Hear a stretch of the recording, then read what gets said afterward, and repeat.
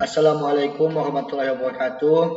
Perkenalkan, nama saya Nur Rahman dari kelas MIP 3A Prodi Manajemen Informatika. Baiklah, pada video kali ini saya akan menjelaskan aplikasi perpustakaan Desa Sebangun yang saya buat berbasis framework Laravel 9. Baiklah, saat ini saya akan menjelaskan aplikasi sistem informasi aplikasi perpustakaan Desa Sebangun yang saya buat dengan framework Laravel 9. Ini adalah menu sebelum login. Jadi di sini ada home, nama aplikasi, penjelasan aplikasi, pelayanan yang kita berikan, galeri foto Desa Sebangun di sini juga ada. Dan juga jika kita adalah admin, maka kita langsung saja login. Kita login saja. Nah, setelah login, ini adalah menu dashboard untuk perpustakaan kita yang kita singkat sebagai SPDS, Sistem Perpustakaan Desa Sebangun. Di sini terdapat beberapa menu, yaitu ada data anggota, data petugas, data buku, data peminjaman, dan data pengembalian. Di sini saya tidak akan menjelaskan semuanya, saya hanya menjelaskan satu tabel saja, yaitu data anggota, karena sama. Yang membedakannya adalah field dan tabelnya. Di sini jika ingin menambah admin, bisa di sini untuk menambah admin. Oke, saya akan menjelaskan tabel anggota. Di sini adalah anggota perpustakaan, ada 5 field, yaitu ada ID anggota, nama anggota, jenis kelamin, nomor telepon, dan alamat. Dan di sini juga ada cari anggota. Kita mulai dulu dengan tombol tambah anggota. Tombol tambah anggota baru ini fungsinya untuk menambah data anggota baru. Coba kita tambah AG005, namanya Rina, jenis kelaminnya perempuan, nomor teleponnya ini, dan alamatnya Desa Sebangun, Dusun Sebawibi. Oke, kita simpan datanya. Oke, di sini terdapat AG005, yaitu nama anggotanya Rina, perempuan, dan data yang kita tambahkan tadi sudah masuk ke dalam ini. Dan untuk ID anggota ini sebagai primary key-nya. Jika terdapat kesalahan inputan, kita bisa melakukan edit. Ya, misal kita edit di sini namanya kurang. Ternyata namanya Rina Sabli. Kita tambah Rina Sabli. Kita simpan. Iya, datanya di sini akan berubah. Dan kalau kita cari, bisa juga Rina Sabli. Kita cari nama anggota. Oke, telah ada di sini Rina Sabli. Sebenarnya jika kita ingin menghapusnya, langsung saja kita klik hapus. Nama data anggota tadi sudah dihapus. Di sini juga terdapat beberapa tabel, yaitu data petugas, untuk petugas, data buku, data peminjaman, dan data pengembalian. Di sini sama ya, untuk fungsi dari tombol-tombolnya sama. Tidak ada yang beda, yang membedakan hanya feel-nya saja. Ini untuk menu dashboard-nya. Oke, baiklah, kita akan menjelaskan codingannya. Sebelum kita menjelaskan codingannya, kita akan menjelaskan koneksi database-nya. Untuk mengatur database pada Laravel, kita bisa mengaturnya pada file letaknya di directory paling ujung. Ya, di sini dia, yaitu di sini. DB connection, MySQL, nama database kita, nama username-nya, dan password-nya. Jika belum pernah kita ubah, maka password-nya kosong. Selanjutnya kita ke rutenya, ke root, ke web. Saya akan menjelaskan sama seperti tadi, yaitu hanya satu tabel saja. Di sini untuk menampilkan data anggota, yaitu rute get anggota. Nah, fungsinya adalah data. Di sini kita memerintahkan untuk menjalankan metode data pada controller database controller pada saat rute anggota diakses. Setelah ini kita langsung ke controllernya. App ya, database controller.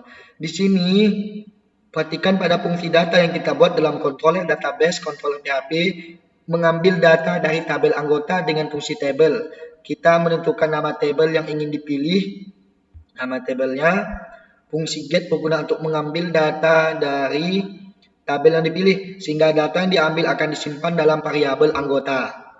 Jadi intinya fungsi di atas seperti kita menampilkan data pada database query MySQL biasa seperti select from pegawai. Selanjutnya adalah jika ingin kita tambah data. Kita lihat lagi di rutenya. Ini dia rute untuk tambah data.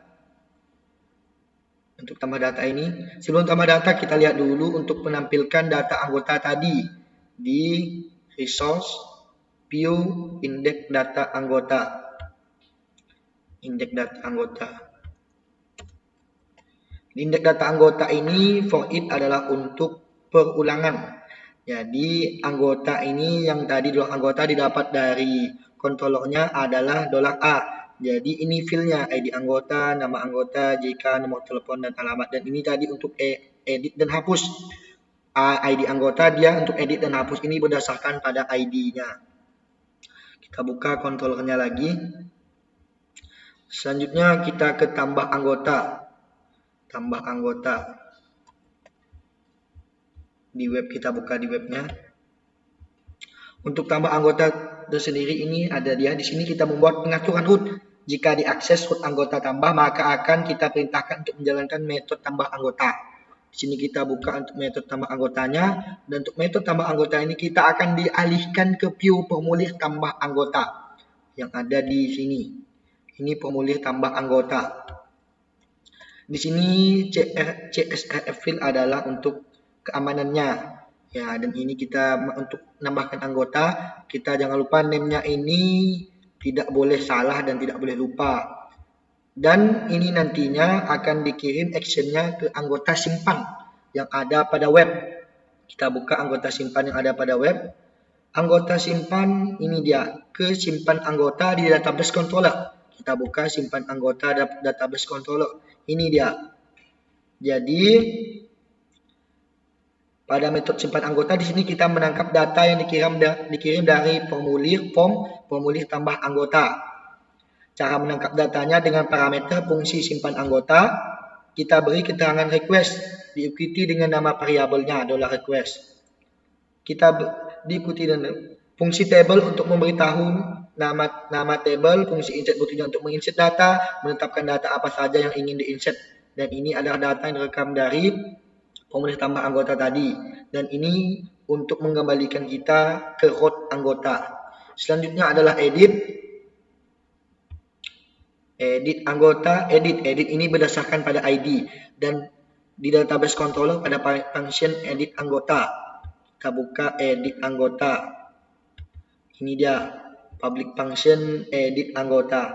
Pada tombol atau link tersebut kita memerintahkan untuk sebelumnya dia ke sini dulu ke indeks anggota untuk edit. Ini akan mengarahkan kepada rute yang ada di web. Rute yang ada di web tadi.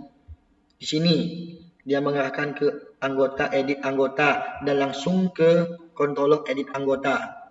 Controller database controller function edit anggota. Di edit anggota ini dia seperti ini.